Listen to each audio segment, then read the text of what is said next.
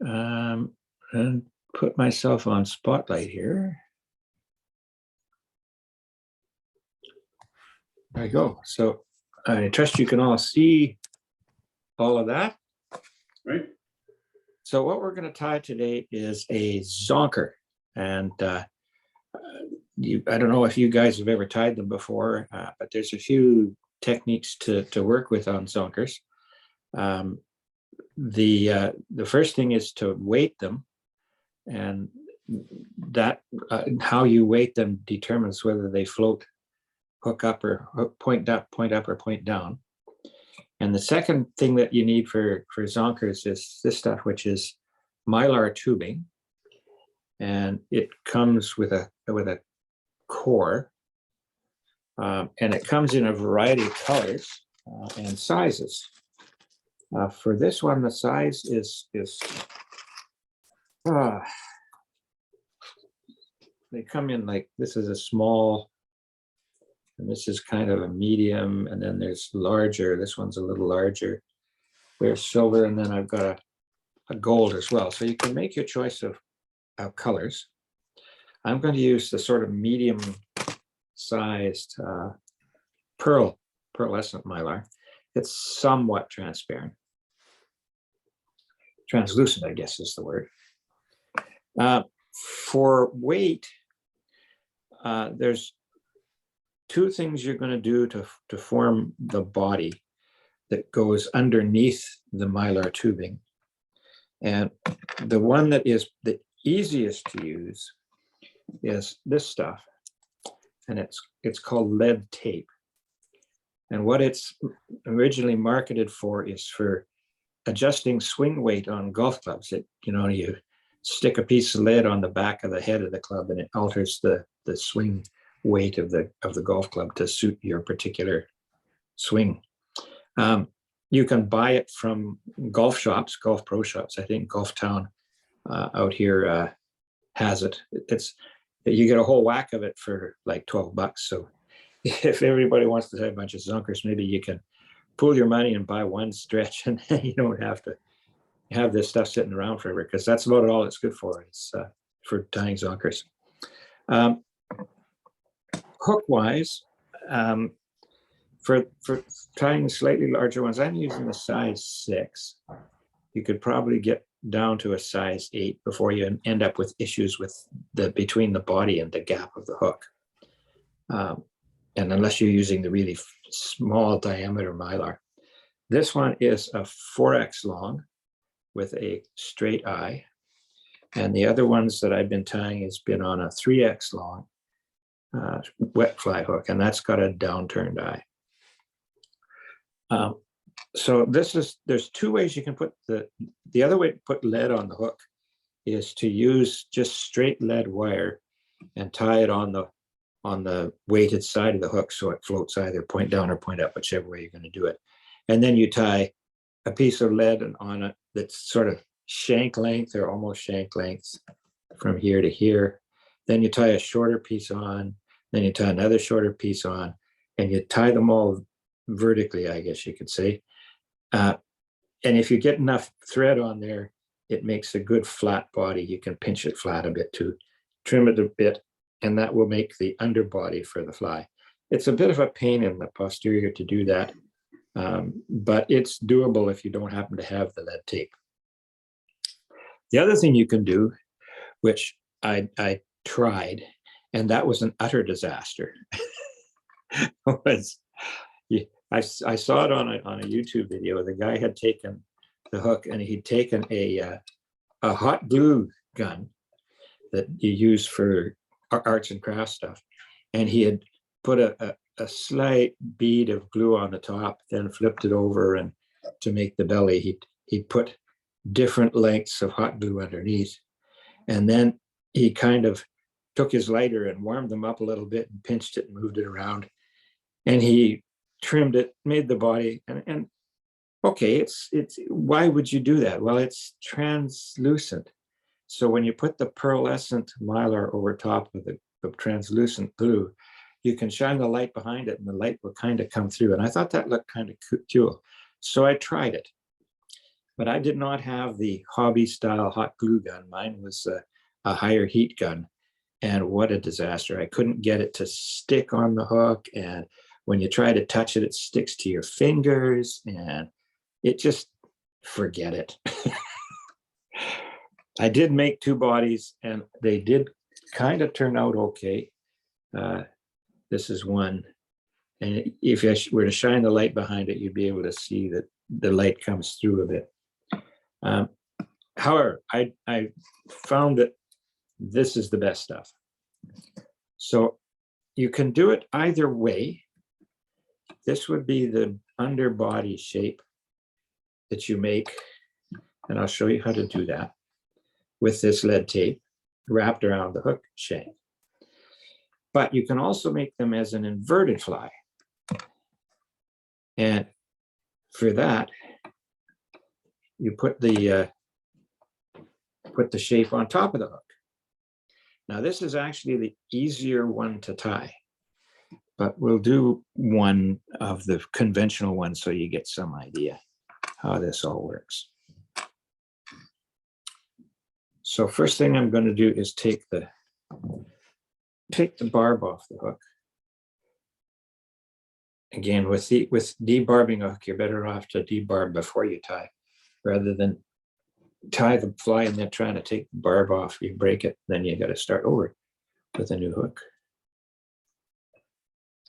So this is long shank, just to make it a little easier for me to show you how this thing works. So the lead tape here is, I'd say it's about an inch. So it would actually cover the whole shank. So that's too long.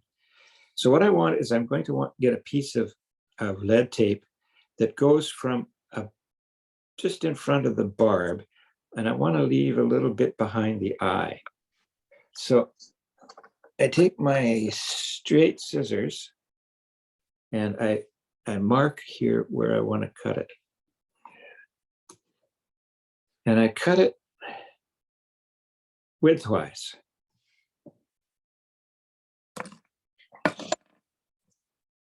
There it is. Take the paper backing off the back and measure. I want half on either side of the hook. Lay it on top so that the back end of the tape is just behind the barb, and I've left about I'd say 1/8 of an inch between the tape and the eye. And I bend it straight over, fold it over the hook. Take my fingernail and run it down along the hook shank, both sides, my fingernails, so that it's nice and glued right to the hook. Now the fun begins. Turn it upside down here for easiest to do it this way. So the first thing I do is I'm going to cut an angle here from the front to the back, about, I'd say 2/3 of the way down the hook. I'm going to cut an angle right back down to the hook shank. Trim off all that stuff. Trim it down a bit. Then I'm going to, then you cut this part. It's easiest to do it with your out of the vise. I'm going to cut the front angle like so. So now I have a little triangular thing on the bottom, and I don't like that last little bit. I need to get that right down to the shank. And then with freehand, you just trim a sort of a roundish body, like so. So there's the underbody shape that you're going to put the Mylar over. Now that's on the bottom. So we'll show you how to do it on the bottom, because this is the trickier part. So I put it in the vise with the shank horizontal and the Mylar down. So the first thing that goes on is the Mylar tubing. And I will measure this from the stalk. From the end of the Mylar tubing, I want it to extend at least a hook gap behind the bend of the hook. And I'm going to cut it off just about dead even with the eye. A little bit long doesn't hurt because you can trim it back later. So now I have a length of Mylar tubing. It's got this wool inside it. You just take this cord and you pull the cord out and discard that. Get my waste bin down here. Now to put this on the hook, it's just slide it over.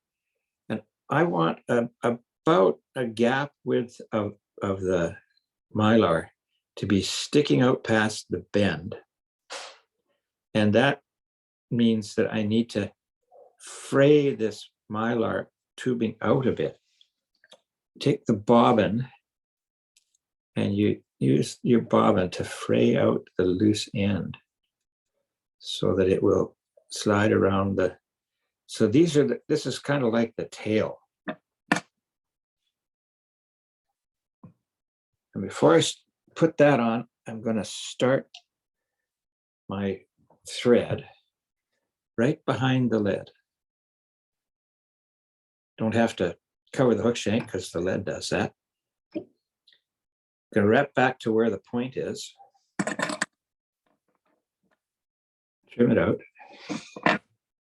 Then wrap up, and I'm going to build up a little bit of a thread body back here because I want this to be a relatively smooth transition there. Leave my thread right over top of where the barb was. Now, I have got a little bottle of super glue here.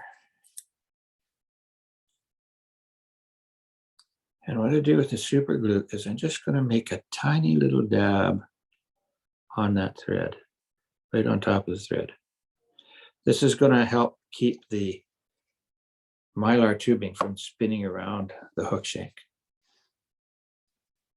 Slide the tubing with the frayed end over that whole body all the way back and pull it back till the frayed part is where the thread is, and you'll see that the front end is right about where the eye is. Make a loose wrap up and over and around the tubing, and then you pull up. Do that again. Pull up, and your tubing is on. Now the body of this guy is going to be rabbit strip, and this is where the creative part comes. You can use this stuff, which is Zonker rabbit strip. This is a cross-cut two-tone rabbit strip, and that makes kind of an interesting fly with that two-tone. Probably dyed. I can do white. White actually is pretty nice. But I'm going to work with the standard, this one, the standard green Zonker strip. Are those UVic, former UVic rabbits? Yeah, that would be cool. So with the rabbit strip, you want to try and get one where the leather is nice and straight. So to get it straight, I'd give it a bit of a stretch like this and run my thumbnail down it, because sometimes when they're in the package, they kink up a bit. I'll trim just a little point on the, you can see where there's a nap on this. You can see where the rabbit fur extends out the tag end. If it's the other way around, it doesn't do that. It has a nap. So what I'm going to take is the tail end where the fur sticks out the back. I'm just going to trim a little of that rabbit strip off the sides. It thins down the fur just a hair, and it makes it a little more streamlined. Now, I don't want these horribly long. Dale was saying that that he's been getting some short strikes and he puts trailing hooks on them. So I'm going to make the tail no more than shank length, probably even a little less than shank length. At that point, I'll hold it in my left hand and take my bodkin and go in here and right next to the leather of the rabbit strip, I'll use my bodkin to pull the fur from that point forward back. So I have a nice little gap where the leather shows through.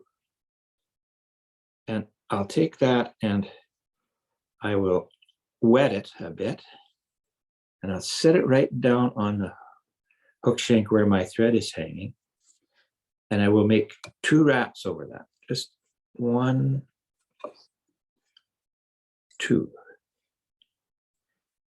And this point is where I'm going to now measure how long I want that rabbit strip. And it because I got a whole bunch sticking out here, becomes hard to manage. So I'm just going to cut it off in front of the eye. I'll sneak my scissors right on up against the leather and trim it off. Now, that's going to get shortened again later. So to tie that in and whip finish it off, probably the easiest way to do this is to, again, get back to where you got that bare rabbit strip there. And I've got this, there it is. I've got this clip. What you do is you hold the rabbit strip on top, take your clip and clip it down. Keeps it out of the way. Ran my thread through there. And once again, this saves a lot of trouble. Trying to do a whip finish over this whole gizmo is a royal pain in the patoot. So I'm just gonna take a little bit of super glue on my thread, teeny little bit, and let it go right down to the hook shank. Let it run down the thread to the hook shank. And then make 3 or 4 wraps right there. Because the super glue is there, it's gonna not need a whip finish. Trim it off. So between the super glue holding down the mylar to the body and the or the body to the hook and the rabbit strip to the hook, it's fine. It's out of the way. I use my clip again because what I'm going to do now is tie the tubing down at the front. And to do that, I'm going to trim back the tubing to just behind the eye. And I'll get my fingers in here as a guide and squish it up and just trim it as best I can. Of course, you're going to get little bits of mylar dropping on the desktop or the floor. But I have my catcher bin underneath there, so. And I don't want to get it too short because I need to tie in front of this. So by the time I get it kind of shortened up, I'm trying to trim it right just behind the eye. Start my thread right behind the eye.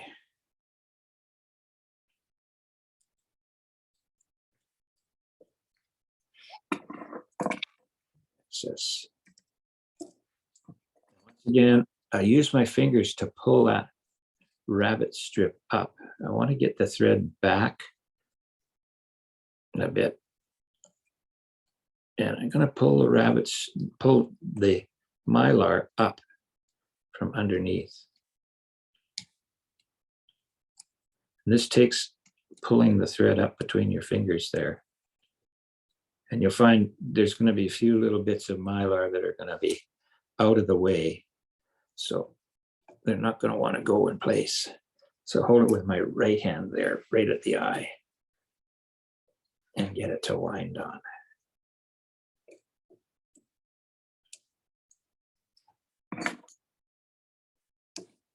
Keep my thread out of the way here and trim those little bits of mylar that stick out the front. Bind it down, a bit of thread body there. Take the clip off and lay my rabbit strip down on the top. Stroke it back nicely. And right where you can see where the thread is, it's back a good 1.5 width from the front.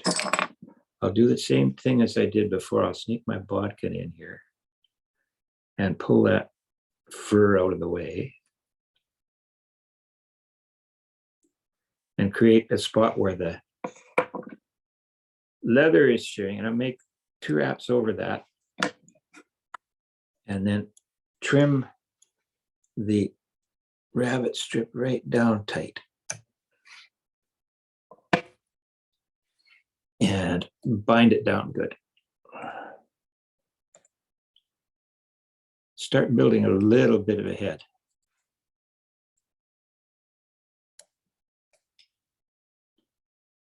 So there's my body. Now to add a little flash, I will take a probably a single good long strand of fine crystal flash.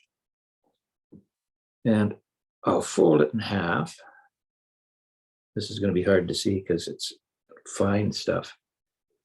But you can see I got it folded in half, so I have a loop there. And I'll fold it around the thread and take it up and tie it right on top of the hook.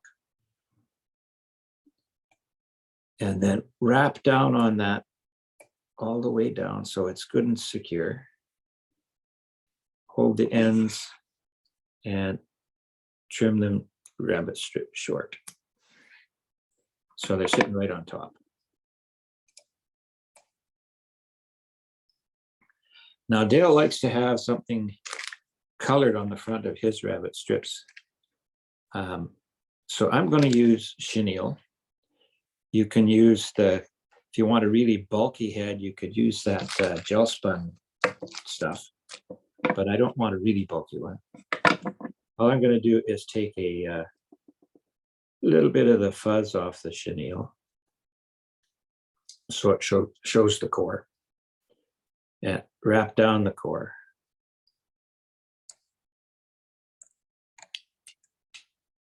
And I will do a few wraps of chenille, spin it up so it's kind of bulky. 1, 2, 3. Get a nice bulky head and tie it off right behind the hook eye. Crowded that just a teeny bit. So I'll use my thumb and fingers just to push it back and trim the bit of that off.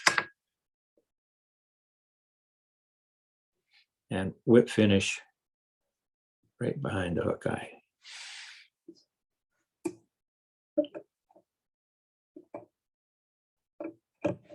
And I'll just do 2 just to make sure.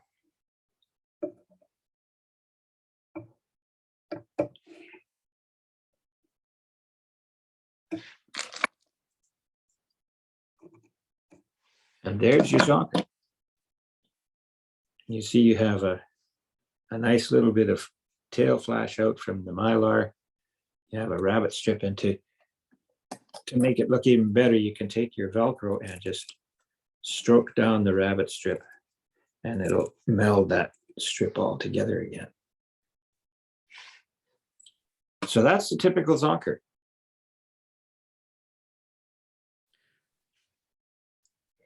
Now the other one is the inverted one, and I've pre-done the lead on this one.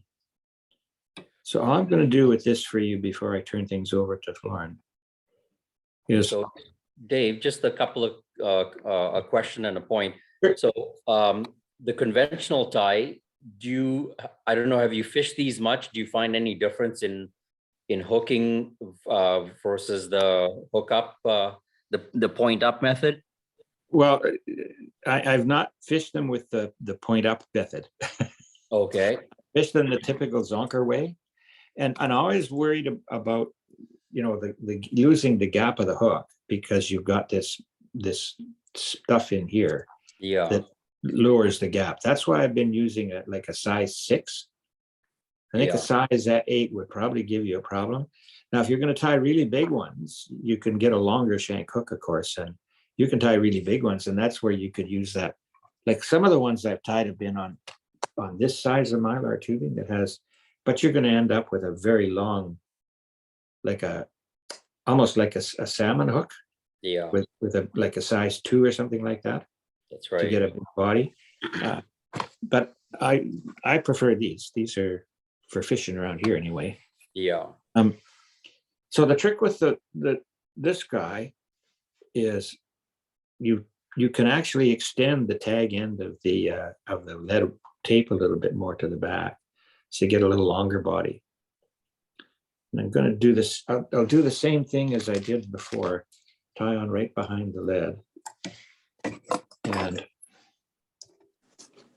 build a base here that I can put the Mylar tubing on. Let it hang. And we'll do it with the gold stuff here. Just for fun. Well, this is a fairly hefty piece of gold. So this will be fun.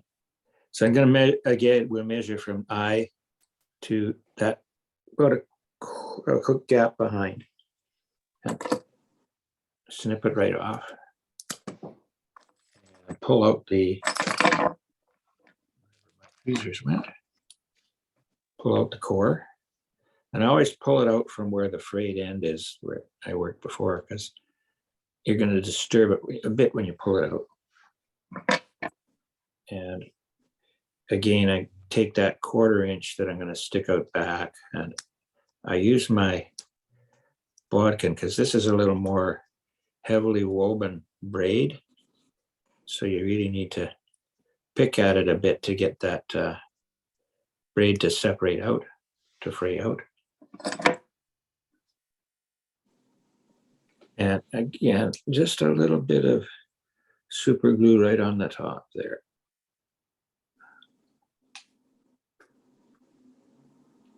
This is actually easier to tie in some respects. Slide that over, take it right to the back.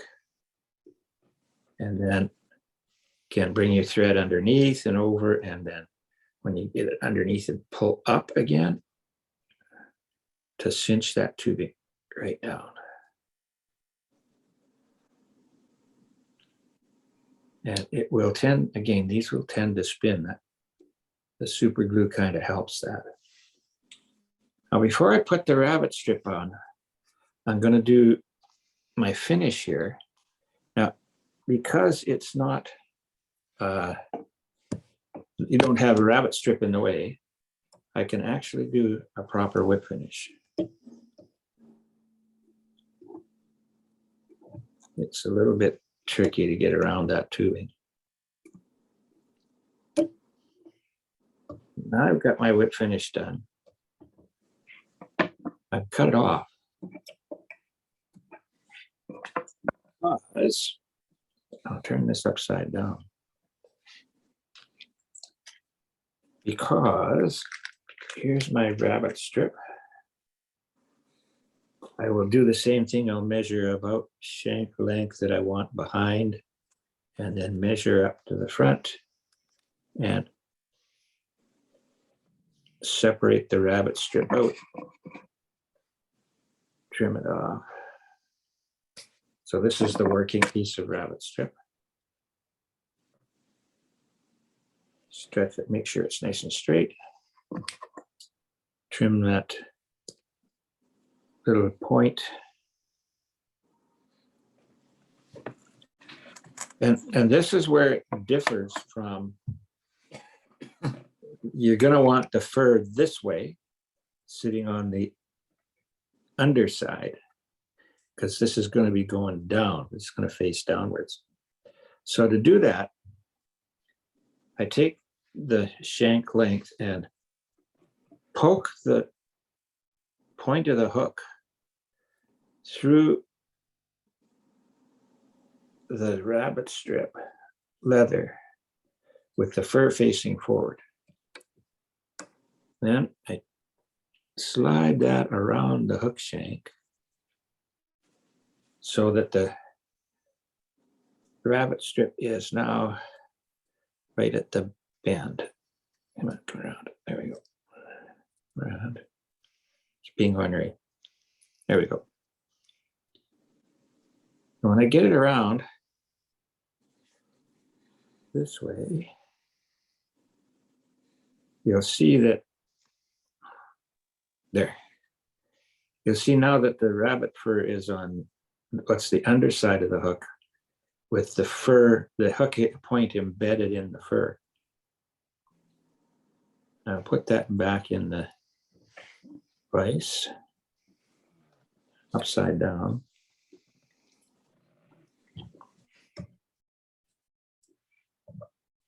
And don't worry about where it is at the moment.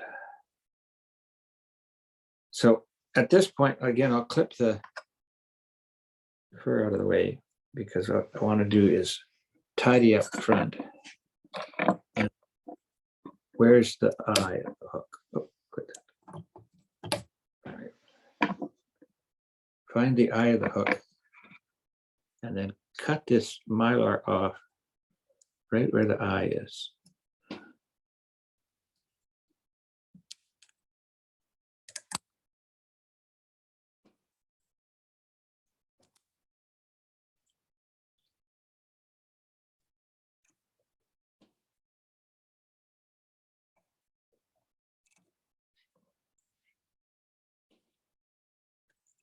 Cut it short of the eye. End up with these little glistening bits of mylar all over the place. I'll get the vacuum to pick those up. Start the thread right behind the eye again.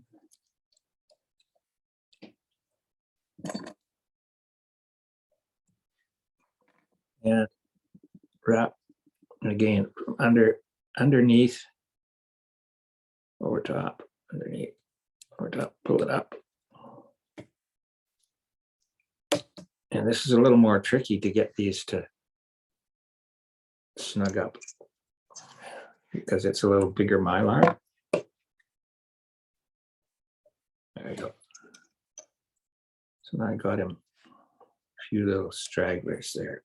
I want to trap and bring them up.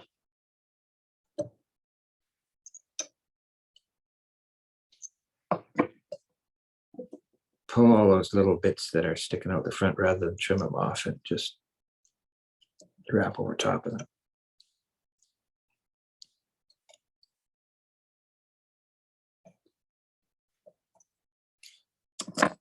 So now I've got to measure off my rabbit strip again, right where the thread is hanging,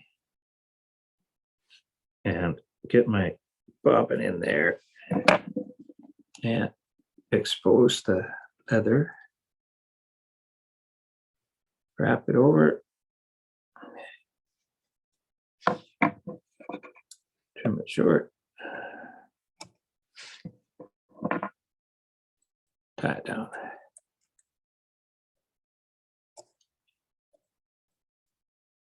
Now, because I've got the rabbit strip poked through the leather of the rabbit strip is poked through the eye of the hook, I didn't have to whip finish back there.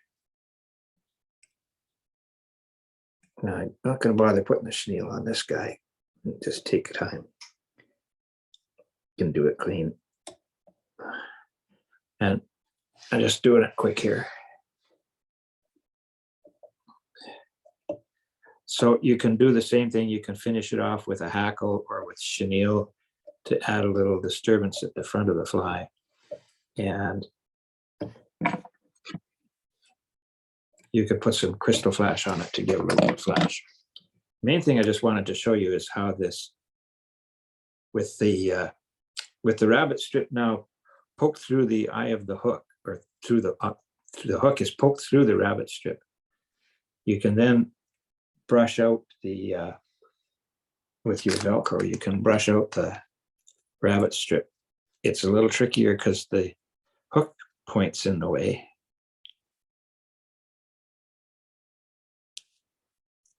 But there it is. So this is your inverted style with the rabbit strip that's on the underside. Now, I would think this might be interesting if you were trying not to get your hook caught up in the weed beds, but I think you're going to have a little more trouble hooking because you got the rabbit strip in the way and the fur in the way of the hook point. However, it's a little easier to tie. So that's him. Quite frankly, I like the way this goes. Standard approach. And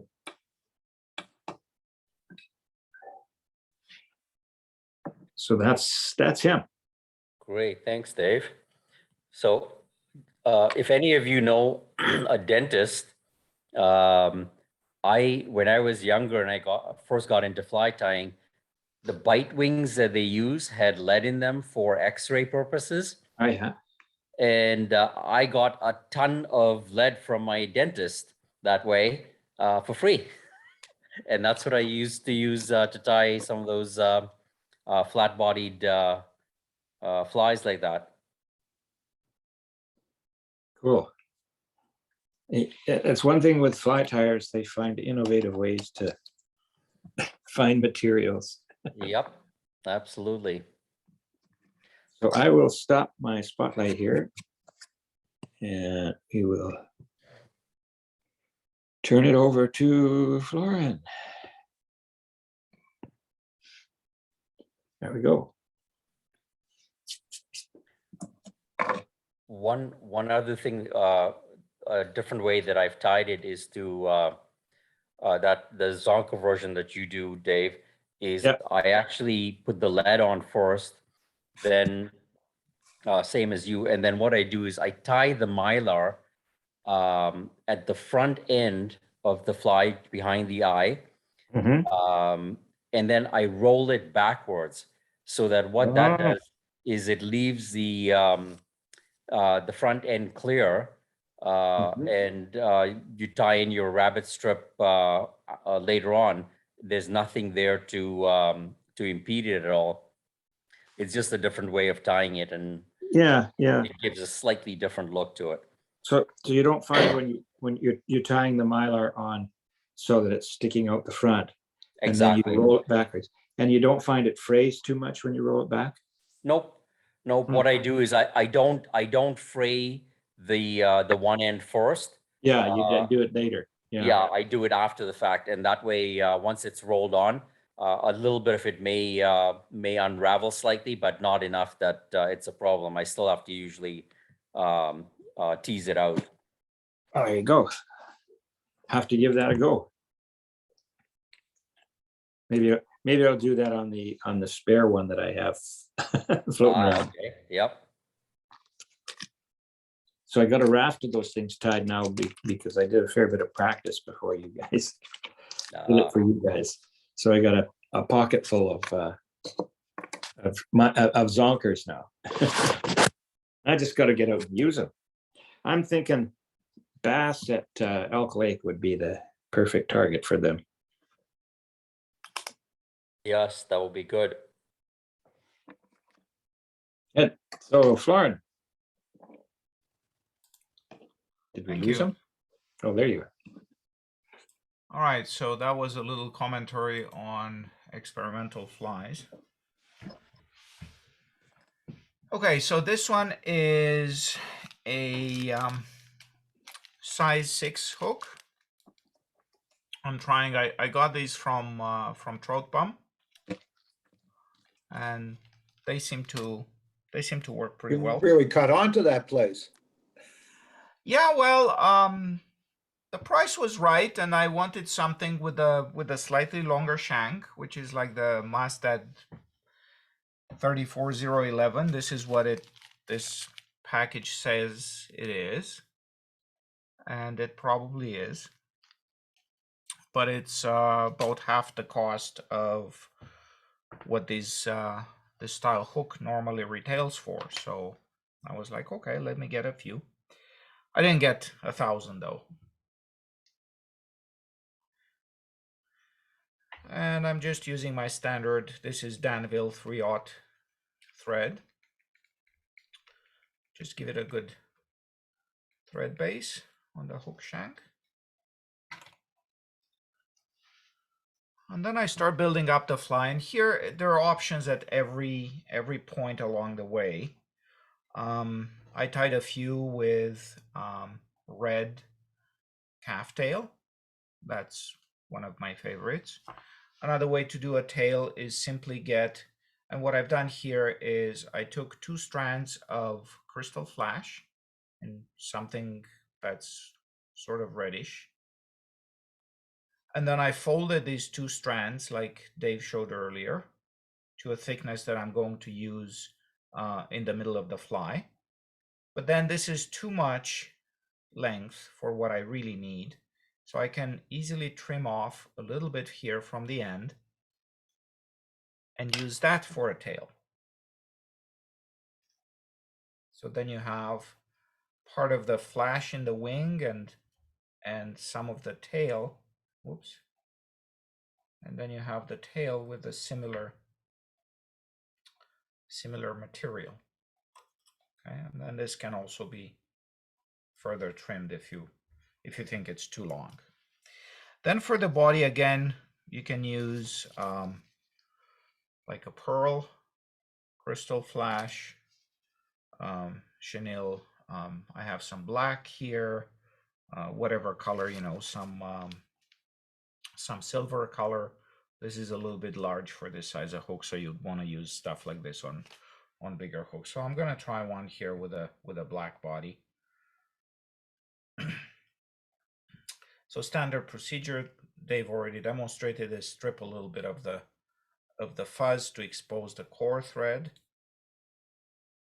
and then secure that and move your thread forward. And just wrap this along. If you have a true rotary vise, this is going to be a much easier process.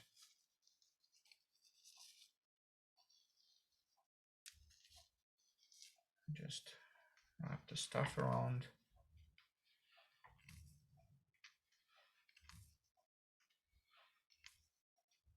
And stroking a little bit the fibers to the back, although they're quite short, may help not having everything badly caught in there. A couple of turns of thread to secure all of this. And now on to building the wing. That's going to be 2 layers of bucktail with a bit of crystal flash in the middle. So I'm going to use, again, you can use a variety of color combinations. You know, use white is a standard for the base color. And today I'm going to use a little bit of yellow.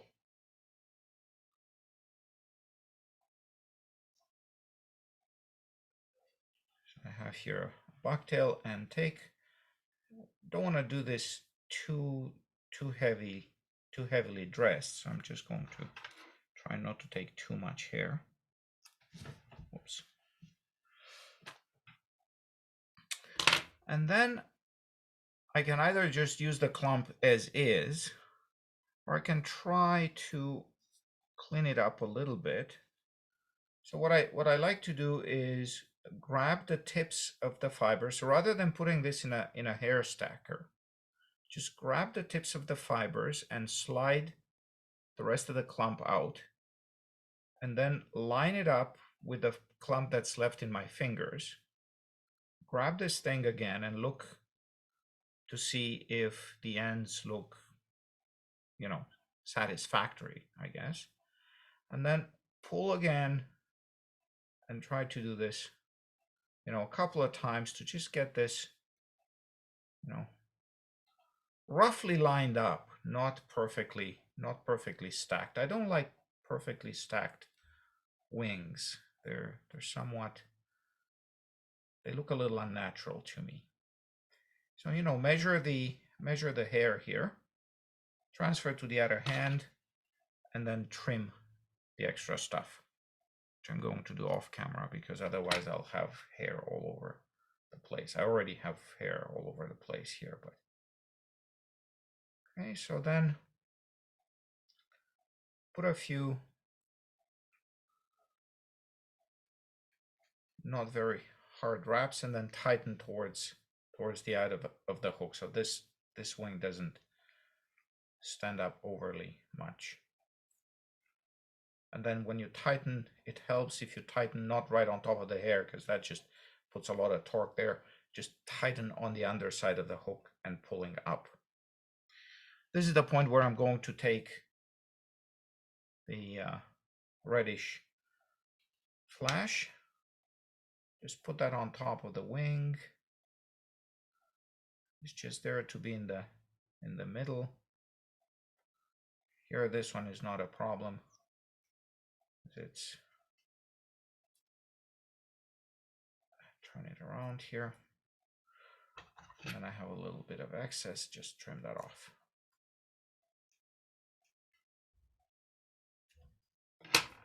All right. And then to finish off, I have some pale blue bucktail. So I'm finishing the wing off with this. Again, I need to grab a clump. Again, I don't want to make this too heavy because I'm going to put some hackles on the side. So take a little clump of hair and then again notice how some of these hairs are very long, and you know, like this doesn't look very, it doesn't show very well against my blue shirt, so I'm just gonna do exactly the process that I tried to show you in a little bit more detail with the yellow hair. Now I have this reasonably even, and again cut.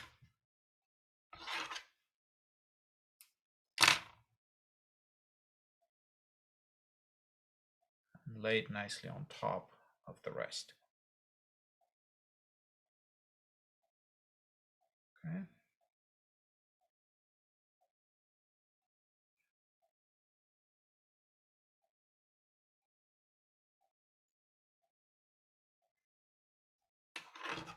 If there is too much hair here towards the eye of the hook before starting to work on the head of the fly, just do the trimming now so you don't end up with, you know, stray hairs in that area. So now I'm just going to wrap over all of this hair quite generously here, build up a head, cover up all this hair.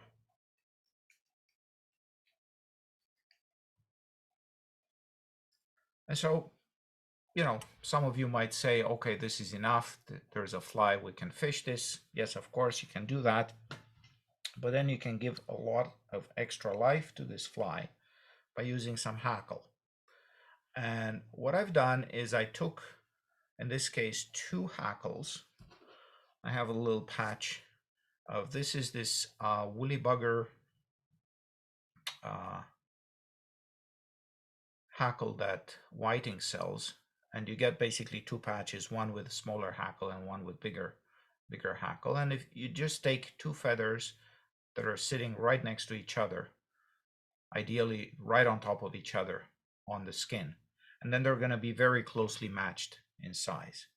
And then what I do is I cut them to length, and maybe I should move here the camera so that you can see more of the fly. How about this?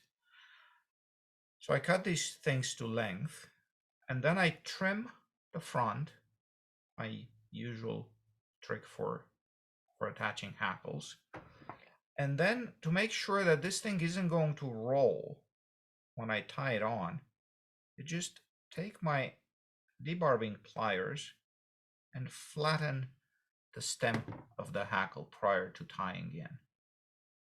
And that's going to ensure that once I put this against the hook shank, it's just going to stay in that position, so it's not going to start rolling when I begin wrapping thread. I'm going to put this on in place, kind of decide where this hackle is going to be, hold it there with one finger, and then transfer to the other hand, and then just wrap over it. And there's hackle number 1. Then you repeat this with hackle number 2 on the other side. So this is the near side for me, but it's the far side from where you're standing. I'm not going to see this, but I'm doing exactly the same thing.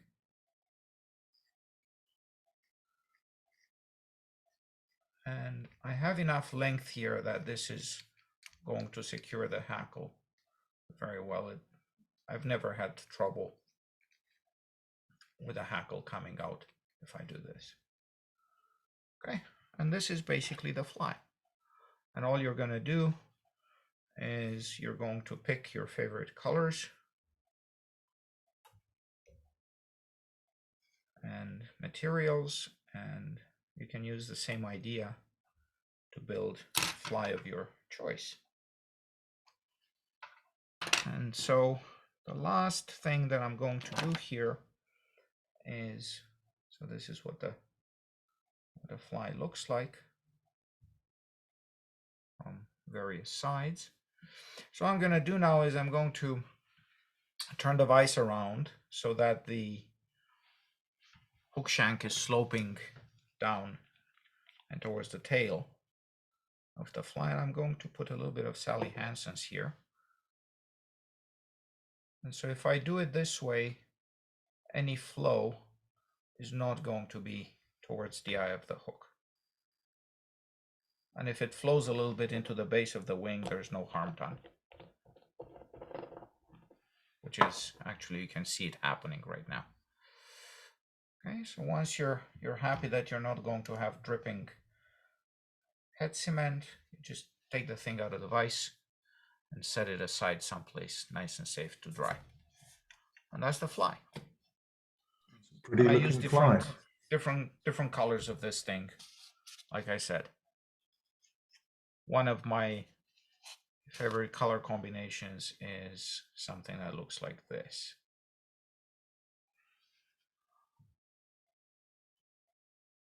So it's a silver kind of holographic body here, red calf tail, white wing, and a little bit of pearl crystal flash here. You can probably see those strands. And then pink for the topping. And that's it. It's a quick tie if you prepare all the things. That's a bull throat fly. Yeah, well, you can see where what I'm thinking about. Yeah, you're absolutely right. But also with the blue, there's some.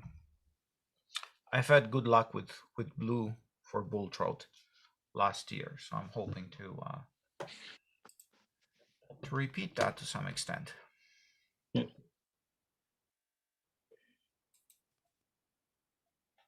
And if you want to add eyes